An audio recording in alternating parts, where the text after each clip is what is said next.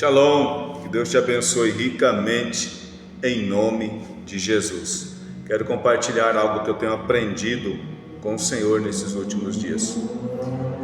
Eu mudei a minha forma de orar quando eu desejo que alguém venha para a igreja, quando eu desejo que alguém tenha um encontro com o Senhor. Antigamente eu orava pedindo para que Deus removesse os obstáculos, tirasse os impedimentos, aquilo que estava atrapalhando esta pessoa de estar na casa do Senhor, na presença de Deus e etc. Mas eu tenho aprendido com o Senhor de que essa não é a oração mais correta. Talvez essa nem seja uma oração segundo a vontade de Deus, porque olhando na Bíblia eu não vejo exemplos de Deus facilitando as coisas para as pessoas. Quando nós olhamos para a palavra de Deus e vemos a situação do povo de Israel sendo escravo no Egito, eu vejo o próprio Deus dizendo para Moisés que Deus havia descido para resolver aquele problema e chamando Moisés para um compromisso. Quando Moisés recebe a convocação que ele seria um instrumento de Deus para livrar o povo que estava sendo escravo no Egito, talvez Moisés olhou e se lembrou da situação, se lembrou do tempo que ele vivia no Egito. Já havia se passado 40 anos, ele conhecia muito bem as coisas por ali e ele tentou apresentar à frente do chamado as suas desculpas, as suas limitações. Deus nem deu importância para isso. Deus descreveu o que era para ser feito, que Moisés era a pessoa escolhida e que ele fosse para cumprir o propósito de Deus. Parece que Deus com certeza Deus não facilitou nada e ainda dificultou, porque quando Moisés chegou ali, Deus deu 10 pragas sobre o Egito e cada praga endurecia mais o coração de Faraó para que ele não atendesse o propósito de Deus. Mas no final de tudo isso, o povo foi retirado do Egito, o nome do Senhor foi glorificado e Moisés não viu nenhuma facilidade. Apenas o nome do Senhor foi glorificado e em todas as batalhas Deus se mostrou vitorioso através da vida de quem ele havia escolhido para aquela batalha.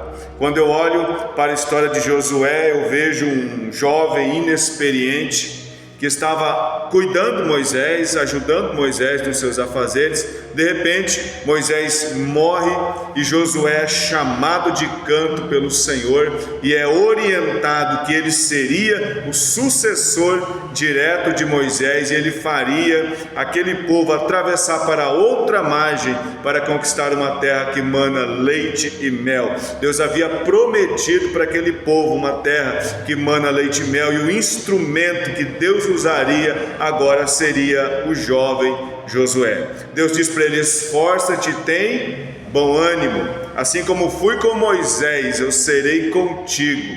Então somente esforça-te, tem bom ânimo.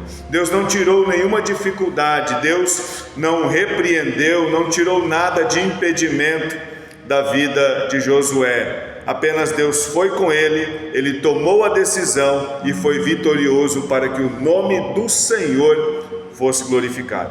Quando eu olho para Davi, eu vejo um rapaz experiente na batalha, porque cuidava de ovelhas e já havia lutado com urso, já havia lutado com leão e fora outras lutas que Davi teve que nós não sabemos.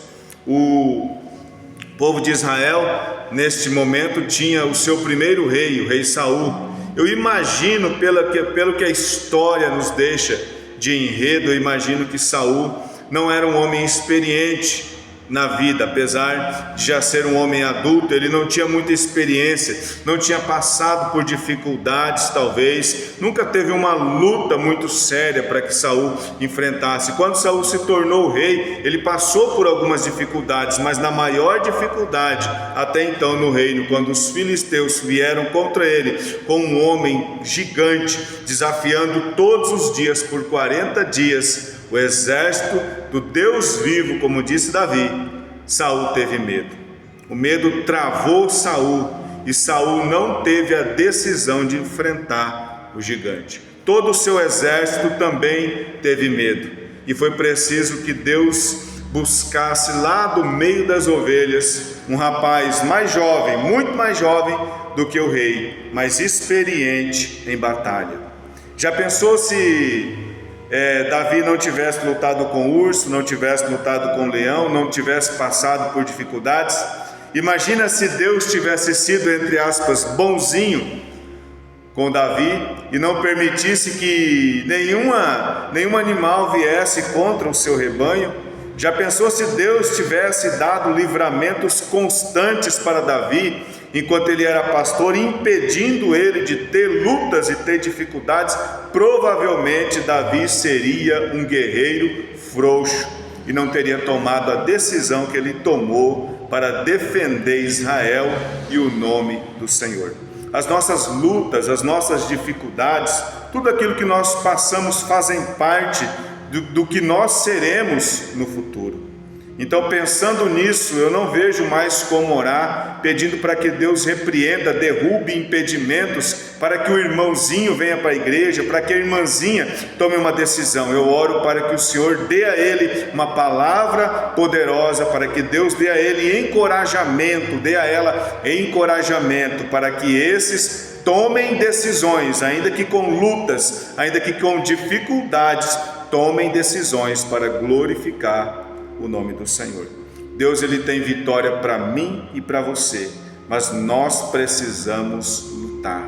Levanta-te, resplandece, porque já vem a tua luz, diz a palavra de Deus, e a glória do Senhor vai nascendo sobre ti. Eu não vejo na Bíblia Deus facilitando para ninguém.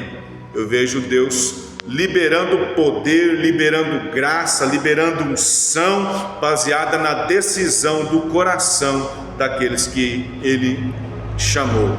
Então, se você tem um chamado de Deus, está desanimado, sem força, desmotivado, enfrentando uma grande luta, é com você mesmo que Deus quer tratar. Levanta-te do jeito que você está, enfrente as lutas que você esteja enfrentando e venha, caminhe, levanta-te, tome uma decisão, porque Deus quer te dar a vitória. Mas Deus não dará vitória para homens sentados e acomodados, mulheres sentadas e acomodadas. É preciso que você e eu nos levantemos para que Deus possa nos abençoar. Que esta palavra possa falar no teu coração, que você possa tomar uma decisão, ainda que você esteja desanimado, ainda que você esteja desacreditado, ainda que você ache que você não pode, não é capaz e está vencido, talvez até mesmo por um vício, mas o Senhor neste dia de hoje me trouxe aqui para te dizer: levanta-te.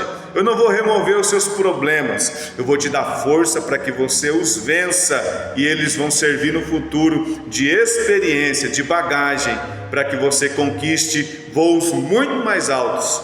Mas todos os voos precisam que você tome uma decisão, tá bom? Que Deus te abençoe, ricas bênçãos dos céus sobre a sua vida. Nos ajuda no canal, tá? Comenta, compartilha, se inscreva, nos ajude, porque Deus tem algo especial para mim e para você. Shalom, ricas bênçãos dos céus.